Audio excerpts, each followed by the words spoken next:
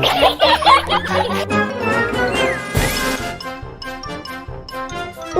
Tunes। Gopalpur नाम के शहर में इमरती देवी नाम की एक औरत रहती थी। उसके पास एक गाय थी। उसका नाम था कपिला। कपिला ढेर सारा दूध देती थी। इमरती देवी के 3 बेटे थे। एक दिन इमरती देवी ने तीनों बेटों को अपने पास बुलाया और कहा, आ गए तुम लोग, आओ आओ बैठो। आपने हमें बुलाया माँ? हाँ बेटा, तुम लोग तो जानते हो मैं कपिला को बहुत प्यार करती हूँ।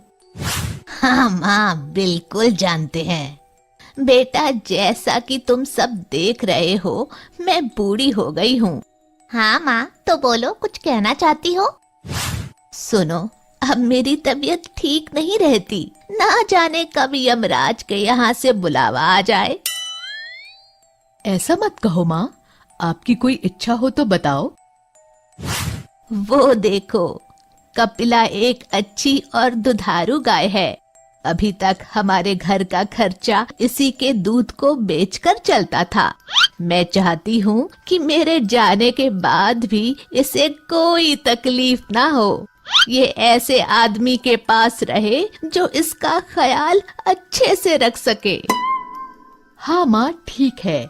आप ये गाय हम में से किसी एक को दे दो, वही इसकी देखभाल करेगा।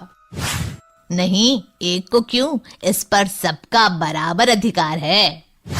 हाँ, इसे किसी अच्छे किसान को बेचकर मिले हुए पैसे हम सब में बराबर बांट दो। नहीं, मैं इसे नहीं बेचूंगी। फिर क्या करोगी माँ? मैं इसे तुम तीनों में बराबर बांटना चाहती हूँ। तीनों में? ये कैसे हो सकता है? हाँ माँ, तीनों में वो कैसे? तीनों माँ की ओर देख रहे थे।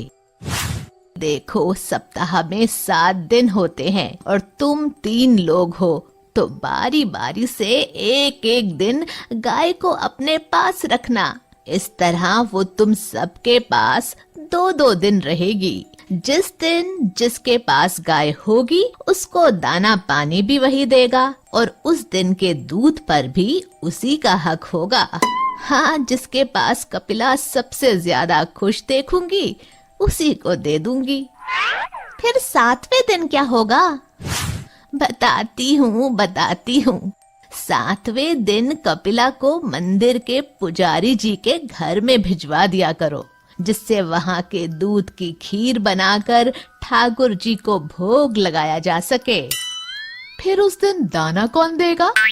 मैंने पुजारी जी से बात कर ली है। उस दिन मंदिर के चढ़े हुए फल और बचा हुआ प्रसाद कपिला को खिलाया जाएगा।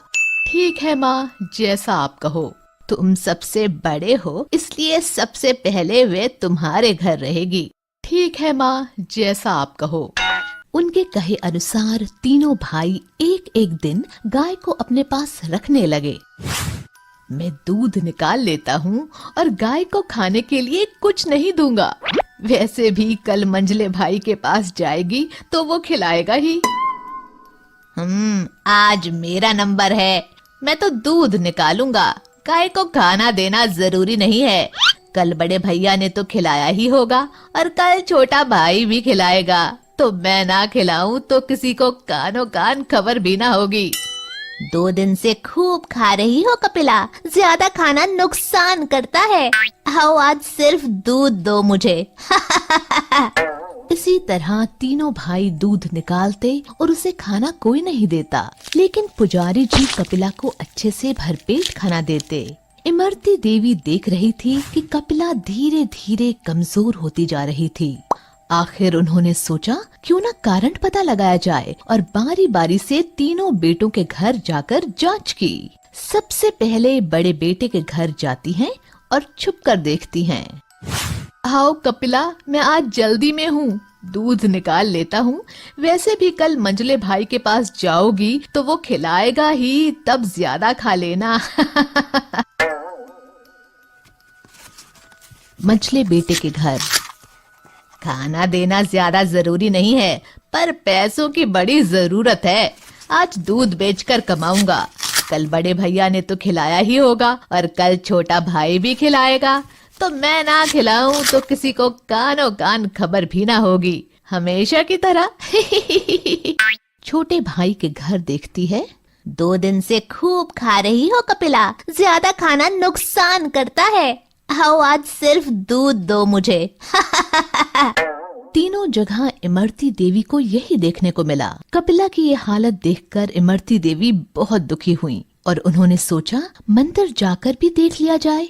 वहां जाकर देखा तो वहां उसे भरपेट भोजन मिला और थोड़ा दूध कपिला के बछड़े के लिए भी छोड़ा था।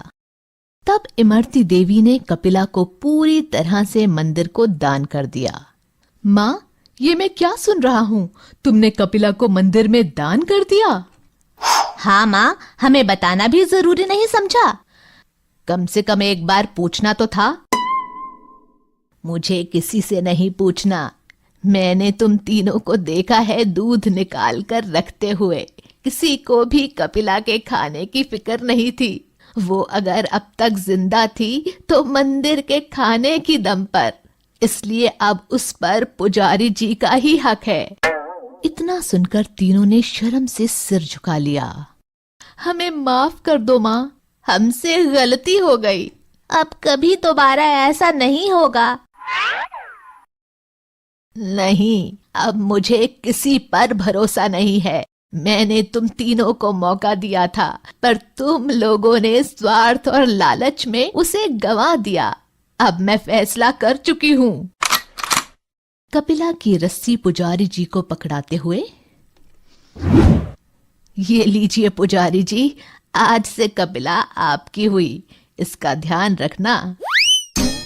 शिक्षा, हमें स्वार्थ और लालच में आकर अपना फर्ज नहीं भूलना चाहिए।